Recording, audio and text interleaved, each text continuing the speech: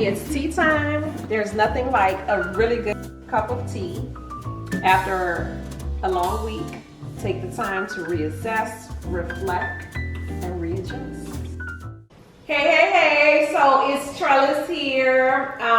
We are having a tea talk session. We are sitting at the glass table, which means that we have come to be transparent. We've come to talk about moments that we face as women, challenges that we face, the struggles, solutions, and this is Candace here. Hi, I'm Candace. I'm inviting Candace, and our topic today is faking it till you make it versus faithing it till you make it. So we're gonna go into details on faking it versus faithing it. Give it to him, Candace. Alrighty, so we're getting into faith. What is faith and what is faking it? And faking it is not what we want to do because we can't pass on faking it to anybody beyond the mirror. So we want to focus on faith, focus on the process, and just bring you all what we did to make it and how we got to where we are today.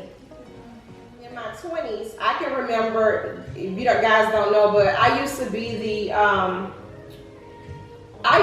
kind of what you call a label whore, if you will. I had Fendi, Versace, I had Gucci, Prada. I had Chanel, I had Prada, I had all of these different things. And I can remember, this is transparency, we're at the glass table where we are transparent. I can remember life started happening. I can remember getting, I don't know if I got laid off or fired or if I'm not sure what happened, but I can remember sitting in my closet and looking up at all of these different labels. I had paid $2,500 for a Fendi outfit, and at that moment, I didn't have $20 for gas money. And I'm searching through these purses, these bags that I paid $1,500, $2,000 for, $3,000, and I'm hoping that I can come across a $100 bill. And I can remember at that moment in my life that I was like, you know what, I have thousands and thousands and thousands, maybe could have been close to $100,000 in my closet that was of no value to me.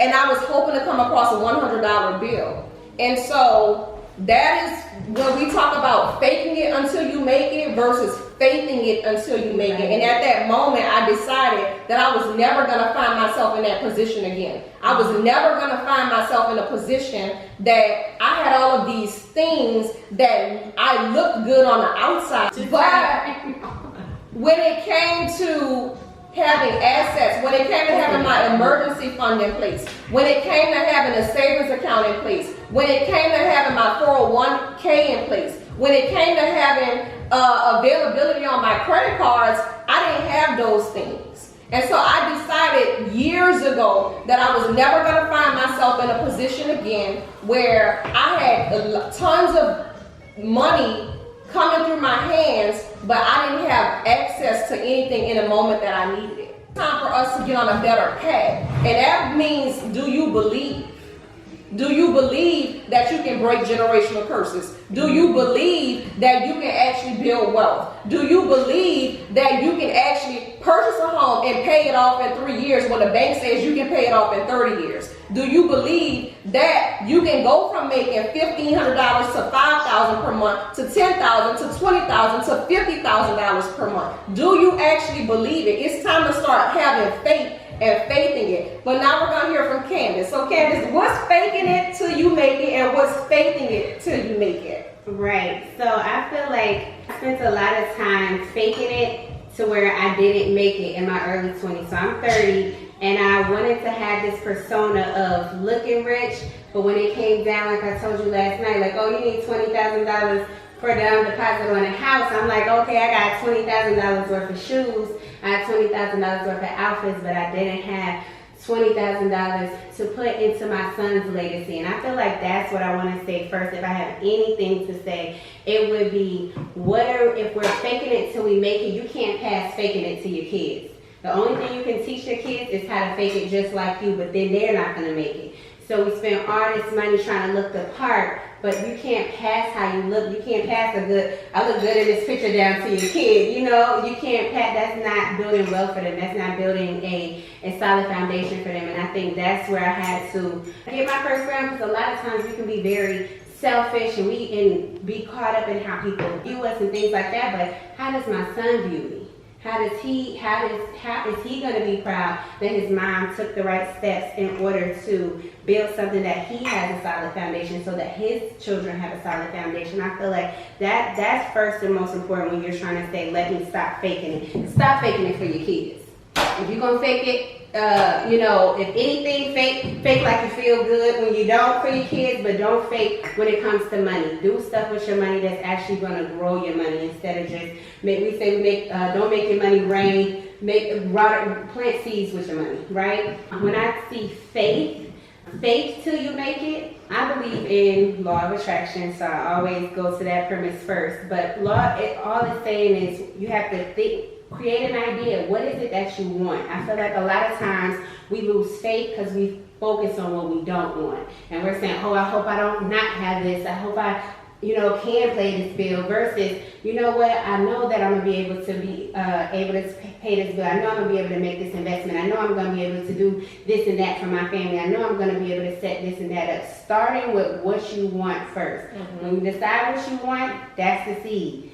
Everything else to water and grow that seed, your thoughts, your actions, writing it down. I have so many boards at home where I wrote that's faith, writing it, knowing. Faith are the things that are unseen, which you don't know that it's there because you can't see it, but you know that it's coming. Mm-hmm. Writing that thing down. I look back at old pictures and vision boards, and I'm like, oh my God, I actually did it, because I wrote it down, I believed in it. And I think the one thing that people miss, we can write in our journal all day, we can dream all day, I can call you all day, yeah, Trelles, I got this good idea. But if I don't put my actions into it, and I feel like the follow through, the action, the commitment to saying, okay, God, I'm gonna meet you halfway, because God already gonna do it for you. He already told us in his word he was gonna honor the desires of our hearts. But if we say, oh God, we're just gonna lay in the bed and wait for you to show up with the dream, you can't do that, So I feel like having faith is believing it, writing it down, putting your actions towards it, and speaking positive about it. I feel like the reason why a lot of people don't receive their dreams is because they talk about it. So I say, oh yeah, girl, I want to buy a house. But then my actions are, oh, I'm in Vegas shopping and blase. So if my actions are not meeting up with my dream, then we're still not getting to the dream. Correct. And I feel like that, just changing how we think. People always ask me like, well, how did you do it? I'm like, I just changed how I thought. That's simple. And we're taught to be so complex and overthink and overanalyze. What do you want? What does it take? What do you need to do? That's it. So you said a mouthful. Yes. You did. And guys, you have to know Candace to know that she is a warrior. Okay? Candace is living proof that you can overcome anything in life. And I am as well. Okay? Faking it until you make it versus faithing it till you make it. You have to become true with who you are to step out of faking it, to step into faithing it. Amen. Okay? Amen. Like Candace mentioned, you can't sell fake to your kids. I don't know how many of you are moms, but as moms, we won't do things for ourselves, but we'll do them for our kids, right? Mm-hmm. And so as I talk about I'm building this legacy and I'm leaving something behind, not only for my kids, but for my grandkids, the more I speak that, the more I believe it, the more it becomes real. Mm-hmm. I become more and more, it starts to turn into fruition. It starts to become, I start to manifest it. And when I first started speaking this was some years ago. And when I look to where I am now and the things that I've accumulated, the things that I've done to start to leave things behind for my grandkids, it amazes me. And I'm not saying that from a bragging standpoint. I'm saying it from a point that I actually spoke this and now it's into existence. However, I didn't just speak it. I got on my knees and I prayed about it. I created a war room and I started writing it down. I still have prayers on my wall where I can remember praying for the things that I have now, praying for something to be able to leave behind to my kids. And it's like, okay, wow, these things are actually happening because, wow, my faith, I started increasing my faith. I started believing, yes, we're going to leave millions behind to my kids. Amen. Why not? Why wouldn't we? Why can't we? Right? So you might see me wear the same clothes sometimes over and over again because I used to spend thousands and thousands of dollars on clothes to look good, but then I didn't have anything to leave behind. Right. Okay? One of the things, let me give you an example of what faithing it until you make it is. My daughter, she shares her story. She started on the ACT with a 14. She ended with a 29. She had a 450-point increase on the SAT. In the beginning, when she went from a 14 to a 17, okay? And we were in Perimeter Mall's parking lot, and I called. She's going around, we're on a college tour, visiting all these Ivy League schools, okay? And it's like, yeah, she's going here, she's going there, she's going to a school that's gonna cost $50,000 per year, and she's gonna get there and they're gonna let her in. But at that moment, we was faking it because guess what? She was scoring a 14 and a 29 and a 17 on the ACT. So finally, we had to get to the point where I was like, okay, listen, in order for you to get into these schools, you have to bring something to the table. You have to be able to play the game, okay? You got to come to the table with something. And at that point, I called a tutoring session, and the guy said she'll never score over a 19.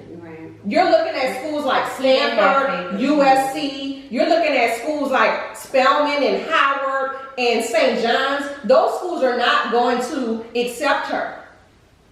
Let me explain something to you guys. She got over $700,000 in scholarship, but let's go back for a minute. At that very moment, when he told her that, the look on her face was a look of defeat. And as a mom, my voice cracked. I said, you know what?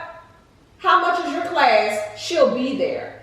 I could bear, you know how they say, speak your story, speak your truth, even if your voice shakes? My voice trembled in that very moment, and I'm getting chills because the Lord has blessed us so much, but we had to believe. And in that moment, I told her, I looked at her, and I said, let me tell you something. You can do whatever you put your mind to. I said, you serve a mighty God, okay? I said, God sits high and he looks low. I said, whatever, if it's according to his will, but you have to believe. I said, whatever it is that you have to do, you have 18 months. You can buckle down and you can get it together. You're going to have to sacrifice. And guess what she did? She sacrificed, and we prayed and we studied and we did the work, but we prayed and we prayed more. And I went in the war room and I wrote it down. Lord, please allow her to be able to pass this test, do these things, so that she can get where she needs to be. Because I was only willing to contribute $60,000 to her 4-year college. I told her, I'm going to give you $15,000 per year, but she's going to school is $52,000 per year. Okay? I'm going to give you $60,000 over the course of 4 years. So she needed some additional funding.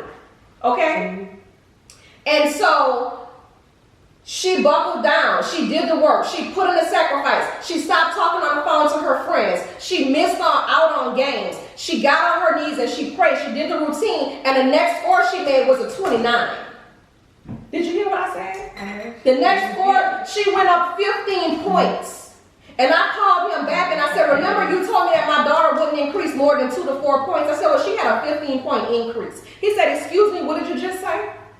Did you say she made a 2.9? I said, yes, she did. He said, did you say 2.9? I said, yes, she did. Did you say she went from a 17? I said, yes, she went from a 17 to a 29. And she also increased 450 points on the SAT. And he said, well, she took our class and she didn't know what she was doing and we helped her. I said, I don't mean to offend you. I said, but we serve a mighty God. I believe with your help, the other tutors that she had, taking your class, and because of the power of the mighty Father that we serve, she was able to go up 450 points. That's faithing it until you make it. That's what that is. That is a family coming together and saying, even though it doesn't look good right now, even though they say they counted me out, it doesn't matter what they say. It's about what God says. And believing it, even though it's looking like it's over for me. It's looking like I lost. But until you get to the end destination, until you get to the end, you have to believe that you are going to be victorious. You have to believe that you're going to be a winner. You have to believe that in the midnight hour, God is going to turn that thing around. You have to believe. They said they're going to fire me. They just fired me. It's looking like I'm a default on my mortgage. It's looking like we're going to get evicted. You have to believe that in the midnight hour, an opportunity is going to come through and all your bills are going to be paid. Mm-hmm. Not just be paid, but you're going to have overflow. Right. Did you hear what I said? Overflow. Abundance. Mm-hmm. Blessings. Pouring down abundance. You have to believe it. Can I make the Forbes? Yes, you have to believe it. Do I deserve it? Yes. Can I make $50,000 per month? Absolutely. But do you believe that you can make $50,000 per month? If it's according to God's will. Mm-hmm. Can my marriage turn around? Yes, my marriage can turn around, but you have to believe it. Are you willing to do the work? Are you willing to go to counseling? Or are you just wanting to run? Can my mother get off drugs? Yes, I believe that she can get off drugs. I have overcome these things. Am I still able to get to the finish line? The thing about it is God is not only giving you faith and bless you with things, your faith is what gives others faith. You are a walking example of what faith looks like. So now I'm saying, okay, Trelles made it, I can make it. Trelles did it, I can do it. And you're my biggest inspiration. Because if he can do it for me, he can do it for you. And I've seen there's no need to be jealous or envious of anybody. Amen. Because you don't know what their story is. You don't know what they've been through. Mm-hmm. You don't know how they've fallen on their knees in prayer, right? You don't understand how they may be willing to get up. I've gone hours without sleeping. I've had days where I didn't hustle and grind in order to get to where I am now. I've had days where I've gone 2 hours of sleep. While they're sleeping, I'm working. Texas and traveling back and forth, hopping planes, putting miles on my car. You understand what I'm saying? I'm leaving out in the middle of the night, driving to New Orleans. I'm leaving my house at 3 o'clock because I got a meeting to be to at 10 o'clock in the morning.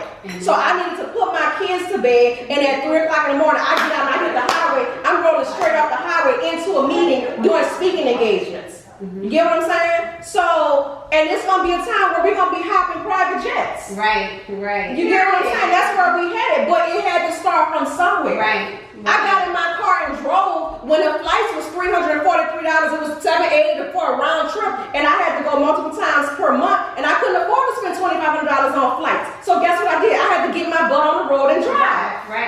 Right. And that's the action part of it, and that is what God blesses. That's what God honors, because you could talk all day and say, I want this, I want that, but if you're not willing to put that work in, there's no result. And when I tell you, you are the walking image of faith in it until you make it, because I've seen you work, I've seen God bless you, I've seen you believe, I've seen you say, okay, I might want to give up on this and still do it, and still keep going, and still push, and come back better in that. Correct. And that same thing when you're like, I don't know. Alright, I'm gonna go harder instead of giving up, going harder than because I think that's the thing about faith is having patience. Because right when you feel like I was getting my credit fixed, it took so long. I was like, man, I'm about to just start blowing money. This ain't gonna work. But once when you saw your credit score in the 700s, you was like, no. I can remember the first time I seen my credit score in the 700s. I was like, damn. Right, I cried. And it's not that I didn't know what to do, is that there have been times where you're like, I didn't max this out, I don't have the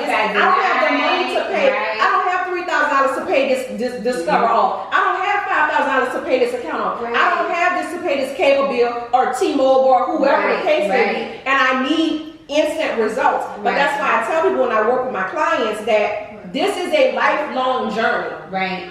We're not just going to fix your credit. We're going to transition your mindset, because this is a lifestyle. Right. Because once you get there, you guard it. I check my bank account and my credit score every day. Me too. I'm like, right? You got here, let's keep it there. Yeah. And, it gets to the point. Now it's time to go to new levels. Right. But faking it till you make it versus faithing it till you make it is, instead of me coming on here saying, oh, it's all easy. No, I'm going to tell y'all, it's hard. Mm-hmm. You understand what I'm saying? It's hard. There's a struggle. There's a struggle that I have to deal with when it comes to balance, work-life balance, being able to be a mom.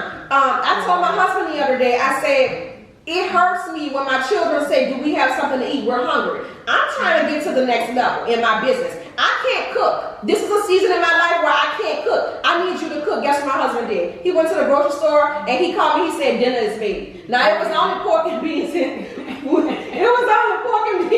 rice and barbecue chicken, but they had a meal. They weren't going to eat Chick-fil-A. I don't like for them to eat out, right? And so it's about being a team player, but it's about understanding, Lord, help everybody in my household be a team player. Right. That's part of it. Amen. Please help everybody around me to help make whatever is needed happen. Amen. You know, you got to be careful because I said a prayer. I said, Lord, whoever is not for me, please take them away. People started disappearing. Not people that I expected. They start falling off left and right. I'm like, I just prayed this prayer, and now all of a sudden, people who I'm thinking close to me, they're falling off. They're falling back, and I'm like, what's up with that? But you have to faith it until you make it. These are people that have been here, and I think they're supposed to be here. But if I'm asking God to remove the people that doesn't have my best interest at heart, regardless of who it is that starts disappearing, I have to trust that the Lord is making the right decision. So if they come up and they're like, all of a sudden they falling back, things not happening right, or the relationship is leaving. Yes, it hurts, but at the end of the day, I have to understand that the Lord is taking me to a place where I asked him to only put genuine people around me. Right. I asked him to remove all people from around my circle that doesn't have my best interest at heart. Right. You'd be surprised when you ask the Lord for something, how he starts delivering and answering. And you have to accept what he's telling you. Right. And it's isolation before elevation all the time. He is separated. He separated Jesus on the mountain. He separated Joseph. He separated Moses. Moses was in Jethro's farm for 40 years, So he separates and elevates. And we just got to have patience. Just trust the process. That's what I was going to say while you was talking. It's a process. Trust the process. So, what do you want to leave them with, Candace? Because we can talk about this all day. We can talk about this all day. But there's ladies out here, and they're trying to figure out how to get from point A to point B. Mm-hmm. They're trying to figure out how do they balance everything. Mm-hmm. As women, we wear so many hats. Right. We are an individual. You have to stay true to yourself. Right. You're a mom, so you have to be responsible for other people. You might have a man or a husband, so you got to be that role, right? You might be you're a professional. You're going to work or you're building a business, so you have to be that role. You're a daughter, you're a sister, you're an aunt. It's so many different roles. So talk to them. I would say first, this is a glass, this is a mirror. Be true to who you are first, and get in that mirror and say, what do I want? And it's not even what I want. Who should I ought to be? What do I need? And start there. Because I feel like a lot of times we waste a lot of time because we haven't identified ourselves, we haven't identified our purpose, and a lot of times we haven't identified because we haven't connected to the Most High. So knowing who you are, why you are, that is first. I tell people that all the time. Know who you are. What are you passionate about? People, you're delivering mail and you really want to be doing hair. Take that leap of faith and quit doing shit you don't want to do. Excuse my language. You speaking to me! You're speaking to me! Do what God put in your heart because he's going to bless you in that. You just got to trust him. And a lot of times when we have a talent or a passion, we got a 9 to 5. We don't get scared of lightning and stuff. We be like, oh yeah, I'm going to go do it right. But when it comes to our own stuff, then we get shaky and I don't know and we get doubtful. Remove all of that. Get with yourself. Get with the man in the mirror. Decide what it is that you want, what it takes to complete that, and go. And trust the process. Have patience. And that's it. It's that simple. I mean, amazing. So I'm gonna leave you guys with this, and this is the glass table. So this is a area. This is a time of transparency. Nothing fake about this session. This is all real, and I'm gonna leave you ladies with this. I struggle with stuff as well. Right now, I'm at a point in my life where I've checked off everything on my checklist. Okay, I've accomplished every goal that I've had to accomplish. So now I'm in a place where I'm setting new goals. And it's scary. Because these new goals, they say if your goals don't scare you, then you got the wrong goals, right? Right. Okay. Right? And so these new goals that I have, they are scary. Okay? And just what you just said, I'm in a place to where it's time for me to do what I love to do. What's your passion? So I'm good at other things and they bring income in for me, but I'm not in love with it. Right. But there's somewhat of a fear there because who am I to just cut everything cold turkey and go do what I love to do? Right? I don't know if it's gonna bring me money. I don't know if it's gonna work. I don't know. But that's where that faithing it until you make it comes in. Right. So I have to talk my own. I have to talk my own walk. Right. I have to walk it like I'm talking. So I'm talking to the man in the mirror. Life is too short. So why should I continue spending my time on doing things that I'm not in love with? I just got what I needed in this session. All right, so y'all see me transitioning. Understand it's because I'm at a point in my life where it's time to do what I love doing. I want to wake up and live. Every day. I don't want to wait till the weekend to live. I don't want to wait until I go on vacation twice a year to live. I want to live every day because tomorrow is not promised and life is worth living. See you guys later. Thank you.